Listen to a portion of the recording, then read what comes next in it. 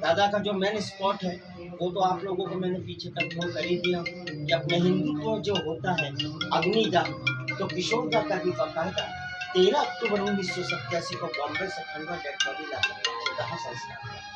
तो आज की तारीख में यह पूरा का पूरा स्पॉट जो है सामने रोड से लेकर पीछे तक, इसको अपने हिंदू धर्म रीति रिवाज के हिसाब से शमशान बोलो या मुक्तिधाम, पूरा का पूरा स्पॉट जो है आज की तारीख में स्पेशली किशोरदा के ही नाम से मुक्तिधाम।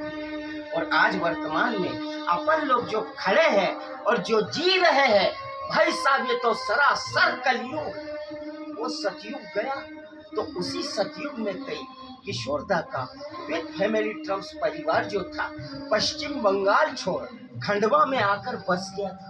अब खंडवा में आने के बाद में उसी सतयुग में इनके जो फादर थे कुंजीलाल गांगुली, तो कुंजीलाल गांगुली जी उस सतयुग में खंडवा कोर्ट में एडवोकेट थे, वकील थे, वकालत किया करते थे। अब वकालत करते करते कुछ दिनों के बाद में कहीं किशोरदा ने उनके विद फैमिली परिवार में कहीं खंडवा में जन्म लिया। अब जन्म लेने के बाद में किशोरदा की दिन पे दिन जैसी जैसी उम्र बढ़ती जाए, जैसे जैसे उनमें दिमाग आता जाए, तो किशोरदा उस सतयुग में डेली अपनी साइकिल के द्वारा सुबह शाम यह स्पॉट पर भ्रमण के लिए आया करते थे। तो यह स्पॉट को किशोरदा ने अपने दिल में बैठा लिया था।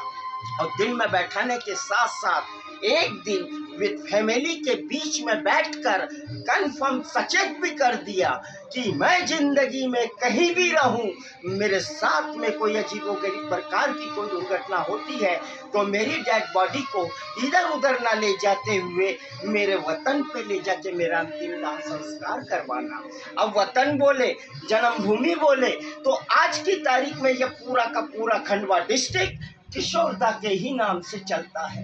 तो बाकायदा उन्हीं के कहे अनुसार 4 अगस्त 1929 का तो उनका जन्म और 13 अक्टूबर 1987 उनकी अंतिम विदाई। सन 87 में बाकायदा उन्हीं के कहे अनुसार उनकी डेड बॉडी बॉम्बे से अपने खंडवा लाई गई और एक दिन यहाँ के लोकल लोगों के दर्शनों के लिए उनके पार्थिव शरीर को सिटी में आज की तारीख में इनका जो गृह निवास स्थान है रेलवे स्टेशन के जस्ट सामने गांधी भवन बॉम्बे बाजार वाले रूट पर SBI बैंक के बाजू से इनका मकान है गांगुली निवास। एक दिन उन्हें उस मकान में रखा गया, उसके दूसरे रोज उनकी शव यात्रा सुबह 8 बजे फिर वहां से निकाल कर लाए, जब जाकर अपने हिंदू धर्म रीति रिवाज के हिसाब से पीछे बकायदा उनका अग्निदाह संस्कार किया गया। उसकी याद में फिर मध्य प्रदेश गवर्नमेंट ने इसको 2008 में वर्ल्ड में जो अपने चाहने वाले फैंस जो लगे हुए हैं इनके हिसाब से 2008 में फिर मध्य प्रदेश गवर्नमेंट ने इसको 2.5 करोड़ की लागत से एक स्मारक के तौर पर डेवलपमेंट किया। अब वो तो कंफर्म कर ही दिया हूँ कि ऊपरी वाला जो गुलई वाला हिस्सा है ऊपर उनका स्मारक, जस्ट उसके नीचे उनका 100 सीटर का मिनी थिएटर हॉल है।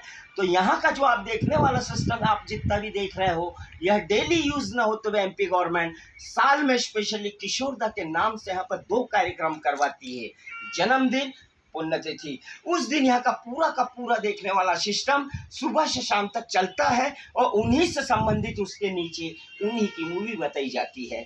अब आज की तारीख में किशोरदा की फैमिली में किशोरदा के 2 बालक हैं, एक अमित कुमार, एक सुमित कुमार।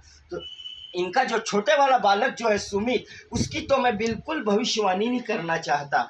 रही बात बड़े वाला बालक अमित, जिसकी रनिंग उम्र जो चल रही है 64 से 65 के करीब, वो लड़का है इनका गायक कलाकार। अब वो गायक तो है लेकिन पूरा वर्ल्ड बोलो, देश बोलो कि विदेश बोलो, किशोरदा की जो ओरिजिनल आवाज अपन औलाद से भी मांग रहे, अपन फैन से भी मांग रहे, लेकिन किशोरदा की ओरिजिनल आवाज ना औलाद दे पा रही है न कहीं का फैंस दे पा रहा है। अब रही बात, किशोरदा ने उनकी लाइफ में 4 शादियां करके रखी थी। 4 शादियों में उनकी जो पहले नंबर वाली बीवी थी रूमा गोहा ठाकुर यानी रूमा गांगुली, सर अभी 2.5 से 3 साल होने में आ गए हैं, उनकी भी कोलकाता में डेथ हो गई, जिससे आज गायक कलाकार अमित कुमार जी। तो रूमा जी का और किशोरदा का कुछ दिन तक का साथ चला आगे चल के दोनों के बीच में कोई नौटंकी खड़ी हो गई। उनको लूप लाइन में करके फिर सेकंड नंबर पे उन्होंने मधुबाला जी से ब्याह रचाया।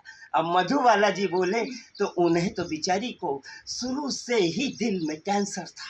वो तो एक बेचारी कुछ दिन की एक मेहमान बनकर उनके पास में रही और कुछ दिनों के बाद में वही दिल के कैंसर में ऊपर उनको भी जाना पड़ा।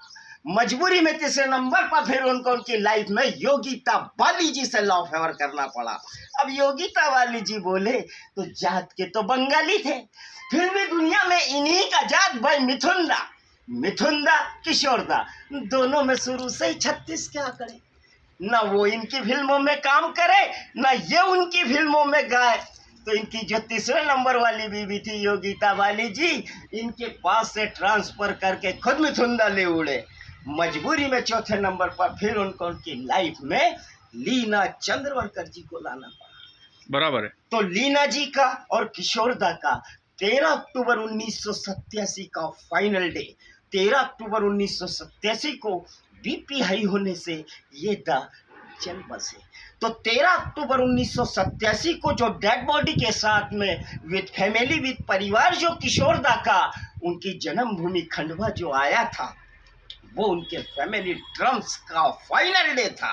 आज किशोरदा को गए पूरे 36 रनिंग चालू है सर। 36 साल से आज तक उनकी जन्मभूमि खंडवा में उनके फैमिली ड्रम्स का कोई आना जाना नहीं। वो तो एमपी गवर्नमेंट का वर्चस्व जैसे से कायम है। तो साल में उनके 2 कार्यक्रम होते हैं, जन्मदिन, पुण्यतिथि, उसको बकायदा एमपी गवर्नमेंट अपने स्तर पर अपने लेवल पर हर साल निपटाती है। और हर साल 13 अक्टूबर पुण्यतिथि पर स्पेशली 2 से 2.5 लाख रुपए का किशोरदा अवार्ड में एमपी गवर्नमेंट पॉपुलर सिंगर को इनवाइट करके उसे सप्रेम भेंट देती है। ये था सर स्पेशली किशोरदा इतिहास। Thank you. नाम क्या? राकेश कनारे सर। हमारे साथी राकेश जी ने आज जो आपको जानकारी दी है, ये हमें कहते हुए गर्व होता है कि किशोरदा की पावन भूमि खंडवा से आज भैया ने जो हमें जानकारी दी है वो आप सबको अच्छी लगेगी। आप इसे सब्सक्राइब कीजिए, फॉलो कीजिए, ताकि भाई का जो लाइक कीजिए, ताकि भाई ने जो आज जानकारी दी है वो जनमानस तक पहुंच सके। धन्यवाद सर। मेरी रिक्वेस्ट है